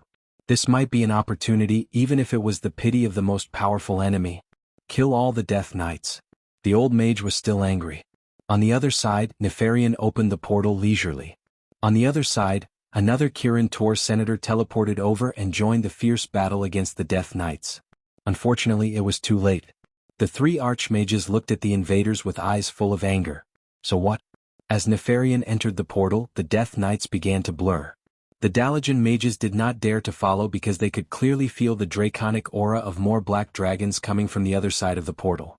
They could not be sure of the extent of the cooperation between the Black Dragon army and the Horde. If they continued to chase, it was very likely that the Black Dragons would be angered. It was very likely that they would set the entire Violet Castle on fire before the Red Dragon army arrived. A few more mages arrived, but just like their chairman, they fell into a dejected silence. Antonidas couldn't help but look at Kale, at this noble prince who was also regarded as a representative of the new generation. He suddenly understood why the Alliance's hero was Duque and not Kale, This elegant prince seemed perfect, but he lacked the most crucial courage and boldness. When Nesario was wreaking havoc on Lordaeron, only two mortal heroes dared to attack him head-on, Duque and Uther. Kale, who was also present at the time, was not there. However, Antonidas did not have the right to criticize Prince Kale, that's because he, too, lacked the courage to fight a godlike enemy. His heart was filled with disappointment. He and the other members of the Kirin Tor had always been the pride of the Dalajan, the protectors of the city, but tonight he had failed. He finally knew his limits. It turned out that he was just a slightly more powerful mortal. In the end, he did not have the courage to fight against a godlike existence. He stared at the starry sky and his heart was filled with regret. After all, he had watched the enemy take away the Dalajan's eye, one of the most powerful artifacts in the City of Mages. Antonidas knew very well what it meant to lose this artifact. When Duque had visited, he and Duque had discussed this issue. The Dalajan's eye represented supreme arcane power. It could provide the most powerful source of power for the Dark Portal. The Sargeras' scepter represented supreme control. It allowed Nazul to easily control every bit of power that was poured into the Dark Portal. The Book of Mediv depicted the spatial barrier structure of the entire planet Azeroth. With it, Nazul could open the Dark Portal in any corner of the planet Azeroth, including the main cities of every kingdom. Fortunately, we only lost a divine artifact, Antonidas comforted himself.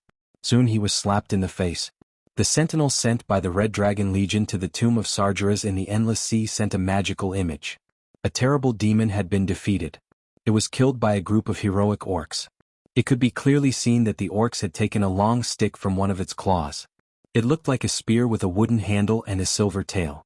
The long stick was inlaid with a huge gem that emitted a dazzling white light. There were many sharp thorns gathered on the gem. The brilliance of the gem made the darkness in the room pale in comparison. From time to time the gem would emit sparks, but in the end, it would disappear into the darkness. Obviously that was the Sargeras' scepter, the artifact that Nazul had dreamed of obtaining. Within a day, two of their most important divine items were stolen by the tribe. As a result, the news of Grom Hellscream leading a counterattack in the Silverpine Forest and the Blackhand brothers leading an army to attack the Reedridge Mountains were both shocking news. The higher-ups of the Alliance finally realized that the attacks of the entire Horde in the Eastern Kingdom were actually all feints to cover up their actions of stealing the artifacts. Of course, they didn't know that the purpose of Nazul stealing the three artifacts was just to escape. But in any case, the terrifying possibility of their king being directly blown up was enough to drive them crazy. Those useless Dalajan mages. They actually let the artifacts be stolen even when they knew that something might happen. But that's Nefarian, the king of the Black Dragons. Who can deal with him? If we gather all the power of the Dalajan and Kuel Salas, no matter how the higher-ups of the Alliance discussed, everyone had to look at Karazhan. Duque was the last line of defense of the entire Alliance. If even the Book of Mediv, that Duque was in charge of, was stolen, the entire Alliance would probably fall into endless panic. No one thought that the pressure on Duque was even greater. This was because Duque had to face the artifact, Ghoul Dan's skull.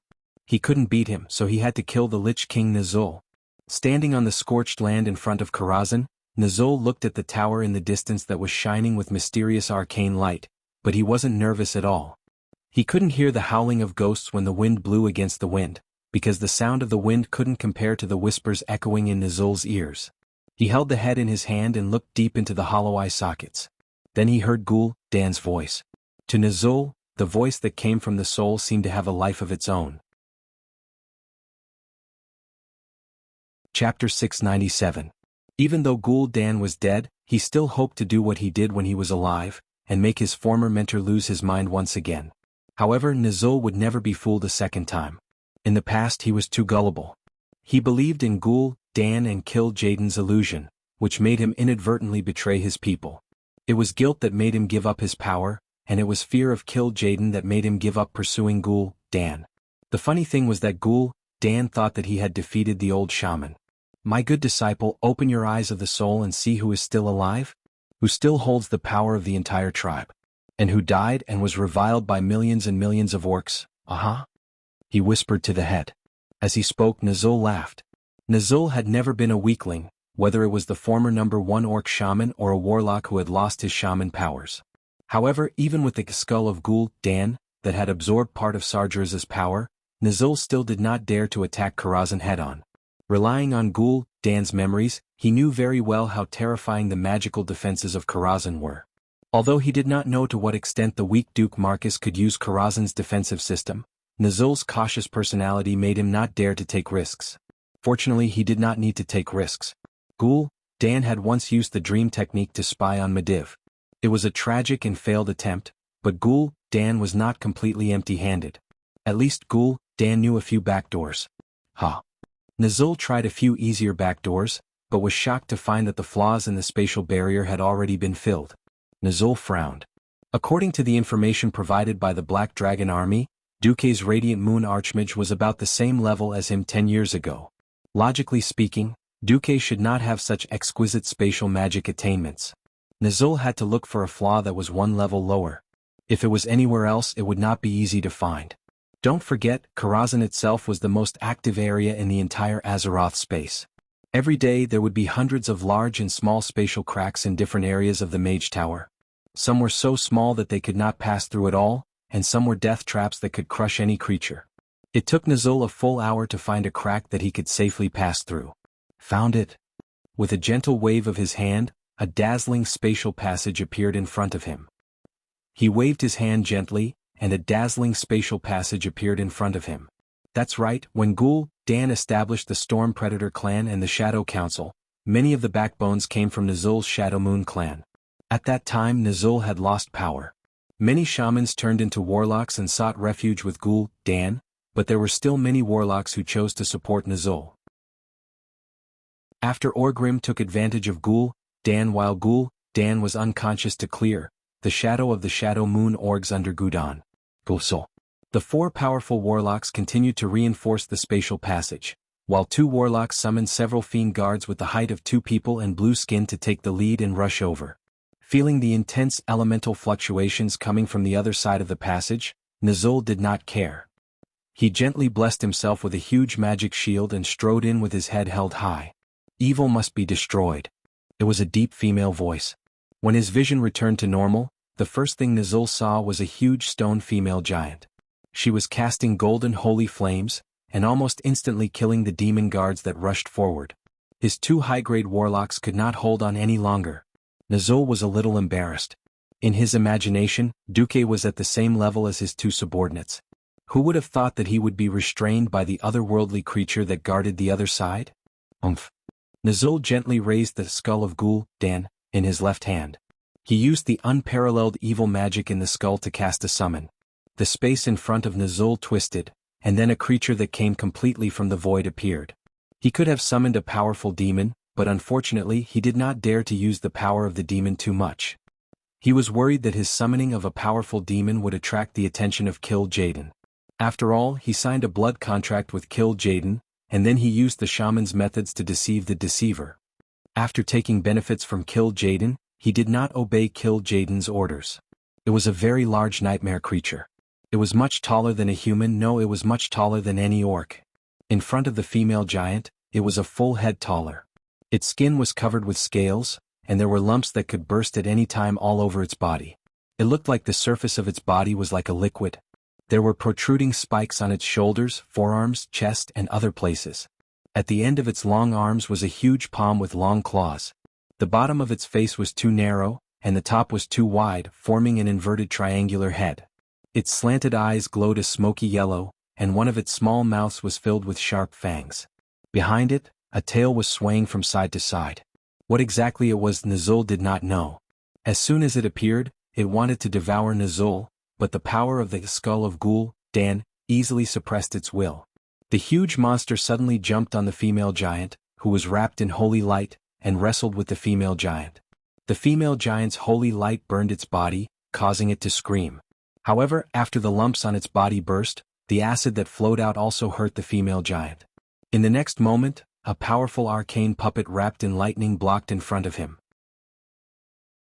Nazul gave a contemptuous smile, and another powerful summoned creature came out, suppressing this huge guard. The two huge existences fought on the huge balcony. Nazul frowned. The defense of Karazhan was higher than he thought. However, he only had 2 slots for ordinary top-level summons. Gritting his teeth, Nazul had no choice but to use Ghoul, Dan's soul to summon a huge hellfire that was wrapped in flames. This kind of war machine, which was made of huge green stones that kept burning, did not have much self-awareness. As long as the soul imprint on it was erased after use, it should not be discovered by Kill Jaden. Just like that, surrounded by several orc warlocks, Nazul went into Karazhan with the hellfire, opening the way. When that hellfire kicked open the wooden door in front, Nazul and a red-haired female elf, who was scooping meatballs from a steaming hot pot, looked at each other in a daze. Chapter 698. Did Duke not do anything when the sun and the moon were fighting so fiercely outside? Impossible. Duke, who had always planned before taking action, thought about Nazul for a long time. He gave up the idea of gathering all 3 artifacts. After all, he couldn't get Sargeraz's scepter. What if he courted death by trying? Perhaps a few tenths of Sargeraz's remaining divine will could kill him with that tiny body of his. He couldn't get the Dalajan's eye either. That thing was the national treasure of the Dalajan. Even if he notified it, he would have done his best.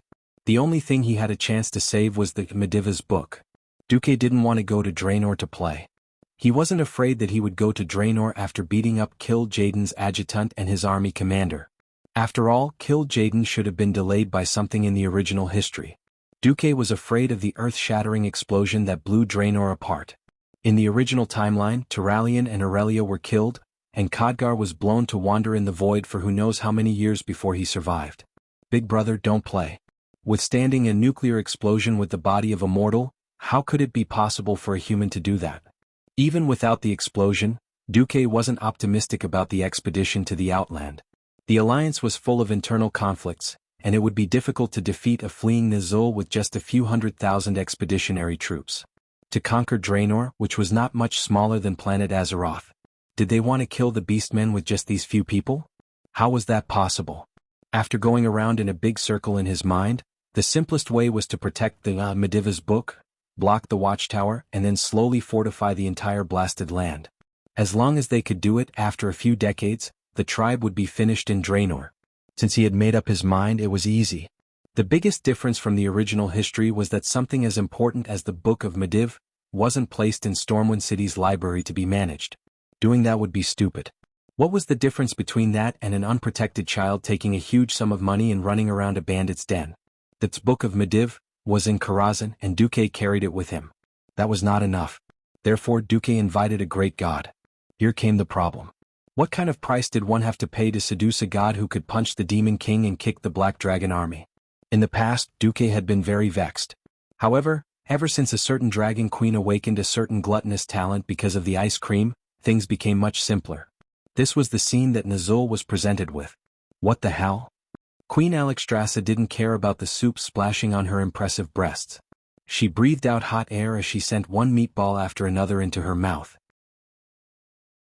Her beautiful face looked ridiculous because of the number of meatballs under her cheeks. However, the dragon's might that she unintentionally exuded naturally frightened Nazul. Almost subconsciously, it made the hellfire that did not have much wisdom stop moving. It looked like she was the one who scared hellfire so much that it didn't dare to move. Guru, demons? The queen reluctantly put down her spoon and stood up a little awkwardly. Gurula. You asked for it. On the other side, Duque, who was walking over with a plate of delicious food, was speechless. He held his forehead and said, Please? Can't you eat it before you talk? The giant dragon army has lost all face because of you. The queen seemed to realize that she had lost her composure. She took a deep breath and then with a gulp she swallowed the more than 10 meatballs in her mouth in one gulp. Duke's face fell as he watched the egg-sized meatballs protruding out of the queen's thin neck and into her bottomless stomach before disappearing without a trace. No, it should have collapsed a long time ago. In order to tempt this glutton, after receiving the news that Nazul might attack, he and the Windrunner sisters had been busy for a few hours as a chef and a waitress. They had made a few meals, but it was not enough for the queen. A dragon that weighed dozens of tons turned into the size of a human, and even its weight dropped to 100 pounds. This was not scientific. It was wishful thinking to use a human's appetite to satisfy a dragon's appetite. Well, there was no point in thinking about this. But I have carefully prepared these soup meatballs. Whoa. Ugh. The queen burped and then accidentally spat out a small amount of flames. She then gave Duque a thumbs up. Actually, meatballs are very delicious. I can even taste them in my stomach. Damn, do dragons even have taste buds in their stomachs? Turning her head, the queen was a little angry when she saw Nazul's green skin. Seeing the orcs reminded her of those humiliating years. Then she looked at Hellfire, which had been included in the category of demons. As smart as the queen was, how could she not know what Duque was planning? Although I knew that you must be up to no good by suddenly inviting me to dinner, for the sake of the delicious food, I will help you kill every demon and black dragon that appears in front of me. The queen struck a domineering pose, looking majestic. Well, if she could wipe the soup off the corner of her mouth, that would be right. Unfortunately, she was just a clown now. Even so, the queen's words still made Duque happy. Damn. This was a golden medal of immunity. Wait. Not including the orcs? Duque lost his voice. The queen was dispirited. Not including the orcs. Duque was a little disappointed. He did not ask any more. The dragon slumber temple was so conflicted. The laws of their guardian dragons were not something that outsiders could understand. It did not matter. This was already very good. Duque put the cutlery in his hand on the coffee table that was specially prepared for uninvited guests. He took off his apron and handed it to Sasha, who had already taken out her bow and arrows. He loosened his muscles and strode towards the chief orc warlock. Nazul, right? Very well, let's fight one-on-one. Along with Duque's domineering words, an illusory dragon claw suddenly appeared in the air. With just a squeeze, the hellfire, which was enough to make half of the human army fall into chaos and despair, turned into powder and dissipated in the wind. Nazul was horrified and almost subconsciously took half a step back.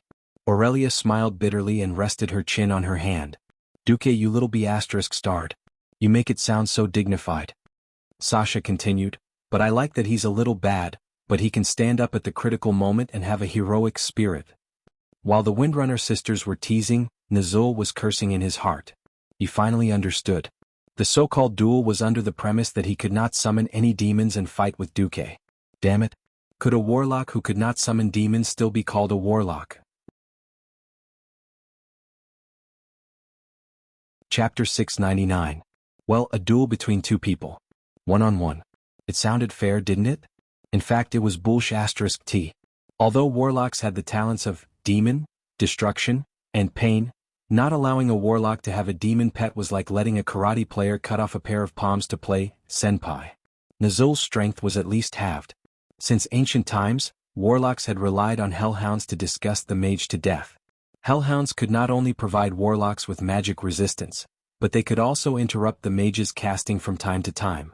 Well, the hellhound that was just summoned was directly wiped out by Alexstrasza. Then she found a void demon and tried to make the void demon give herself a magic shield. The moment the demon came out, it was also wiped out by the queen. Nazul cried when he pulled the fight to such an extent. Damn, this was a fair duel? This was the so-called one-on-one? Nazul was so angry that his nose was crooked. Nazul also saw Duque's viciousness. What made him even more bitter was that his plan to crush Karazhan had gone down the drain. After seeing Nefarian, how could he not know that this skinny elf woman in front of him was most likely the dragon aspect Alexstrasza? Even if she did not attack him, he would not be able to please himself. This Lich King had never been a courageous person. Grom Hellhound's roar was, "Don't be a coward, just do it." Well, Nazul, more than cowardly? More than cowardly? Even the sun shrunk for you to see. Other villains would at least say some harsh words and then make a magnificent, strategic retreat. Well, Nazul actually did not say a word. He raised his chin, and a few of his bitter warlock brothers immediately rushed forward, swearing to die. He turned around and left without looking back, as if he had torn down your door and left without saying a word of apology. Hey. You come as you please, you leave as you please. If you rob the bride and tear down the door, at least leave a red packet. If you don't leave your life and artifact behind, don't you feel embarrassed? Duque sneered and used a large ice shield to withstand the warlock's annihilation spells, then raised his hands and made a closing gesture. It was as if a pair of invisible giant palms had appeared in the void and forcibly closed the portal that Nazul had created. Creak! A teeth-aching sound stimulated everyone's eardrums. Nazul's beard curled up in anger. He turned around abruptly, and the white skull paint on his face began to fall as his facial muscles trembled in anger. "Duke Marcus," he yelled in the common tongue, "Duke Marcus. It's true that the dragon is a powerhouse, but she's not a qualified bodyguard. Don't think that I can't kill you under her protection." Duque crooked his finger and smirked. "Come. I'm not afraid of you." His hand gesture was also a signal.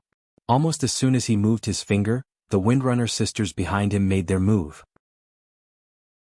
Since Nazul did not care about the rules of the pugilistic world of one-on-one fights, then in a group fight, who knew who would be afraid of who? Aurelia's violent wind and thunder arrow easily hit a high-grade warlock who had lost his shield. Without the shield that the void demon had exchanged for the sacrifice, the only thing that could resist the attack was their own equipment and mortal body. They were not like Nazul, who had seemingly strange but incomparably luxurious epic equipment. Warlocks who relied too much on their shields were no different from lambs waiting to be slaughtered after losing their shields that could protect them from physical attacks.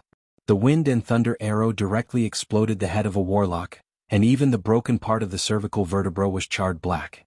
On the other side, Sasha's wind arrow was not as domineering as her sister's wind and thunder arrow, but when it came to killing people, its efficiency was not bad. Next to her, the heroic spirit sorcerer Khadgar had just rushed out and stabbed a warlock in the back like a thief. He suddenly found that the rest of Nazul's subordinates had been killed by the Windrunner sisters. As a result, the heroic spirit warriors that rushed out from behind either ran to help the Saintess of Chastity and the Curator, or simply became spectators and retreated to a distance to cheer. If Nazul's face was not covered with a thick layer of white powder, his face would have been very black.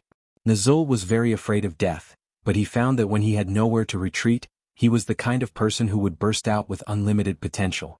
Perhaps this was the human desire to live. Above his head, a huge fire cloud the size of a small villa was rolling, as if it was gathering a storm. However, this firestorm did not look like a simple gathering of elements, nor did it look like a dead object. The destructive fire elements circled around it rhythmically, like a strong beating heart in a human chest.